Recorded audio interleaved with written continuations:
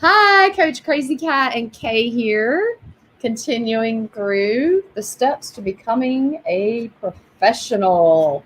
This has been such a great study, and it's just a great reminder. I've gone through this book so many times.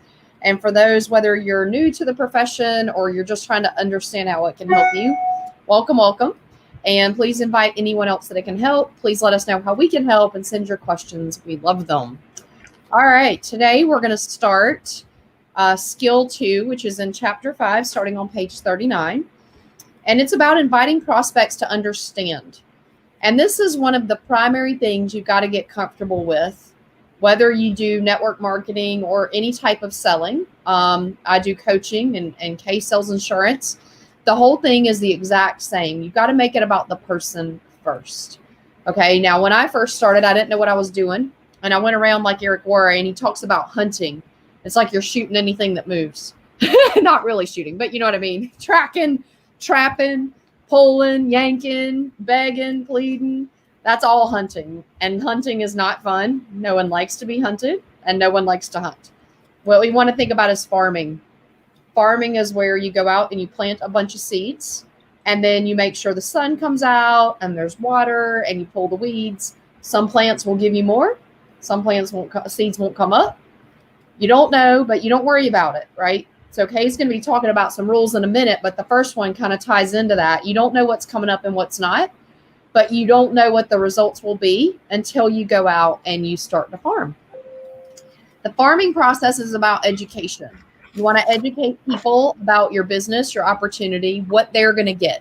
You put yourself in their shoes. How is this going to make your life better, simpler? What's going to change? How are things going to be better for you? So you make it about them.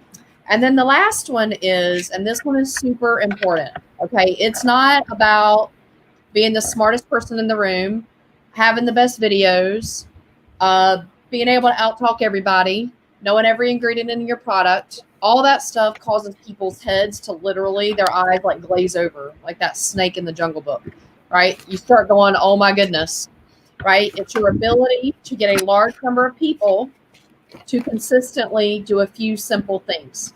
So the things that I did that were bad is I would create my own videos when the company already had them. I would go memorize everything in the products, which is not necessary. Most people don't care. They want to know, can I have more energy? Am I going to feel better? Am I going to lose weight? And if so, cool. They don't care about every single ingredient. Most people don't. So it's not making it complicated. You have to find a way to make it really simple. It needs to sound like you, but it needs to be simple so that anybody can go, oh, if that girl can do it, I can do it. That's the whole entire goal.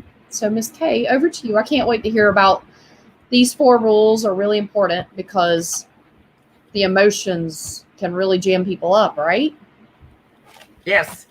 And thank you, Kat. And I hope you focused on Kat instead of focused on the fact that I was plugging in my laptop.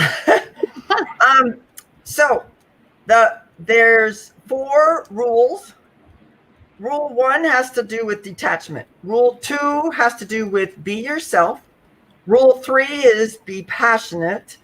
And rule 4 is to have a strong posture.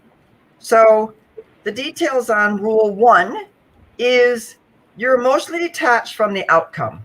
You are educating them. You are informing them. Then, and this is where I've learned to say, it might not be for you. It might be for you. Just, are you willing to learn something? I wait for an answer. Are you willing to learn something? So if I don't, then I'm emotionally attached to the outcome. I got to be detached from the outcome. I ask them, do they want to learn something? They have this problem. I open for a solution. So rule 2 is be yourself. And this is how people are attracted to you doing the business, you doing coaching, whatever it is, it's be yourself, not be like somebody else, copy something else, being perfect. Sometimes it's uncomfortable being yourself. So you get to learn to love yourself. Rule 3 is to bring compassion and enthusiasm. The enthusiasm is contagious. The content's not so much important as your passion, your focus that inspires other people.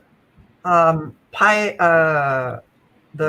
thing of leading the Pied the Piper, or there's one where it was follow the band, leading the band. I mean, there's all kinds of movies that show how this is true, as well as in this industry. You notice somebody, hey, you're going to be passionate. Rule 4 is to have a strong posture. It's, yes, this is the way it is. Being bold, being confident, being strong. And this is where you can borrow other people's boldness. And this is also where I think it's very important. Always, maybe it's another skill coming in the future, but it is passing them on to an expert. They follow the expert. So you don't have to be the expert. The expert is saying, hey, listen to the expert, listen to the stranger. Being bold and have the confidence to go, I don't have to do this all myself, and be bold and confident. So back to you. That was awesome. So yeah, the 4 rules are great, and the sooner you learn them, the easier it is. If you're detached from the outcome, you can truly be a consultant. You have to have the belief in the product. You have to, if you think it's expensive or you don't have belief, you got to overcome that. Talk it through in a mirror, because if you don't have belief, no one else is either. Do you know what I mean? So you got to be confident and passionate about what it is you're doing, and people will see that. They'll trust you and they'll follow you. So just shoot us your questions, send them over. We truly view them as a gift, and let us know how we can help and serve. Have a blessed and beautiful day.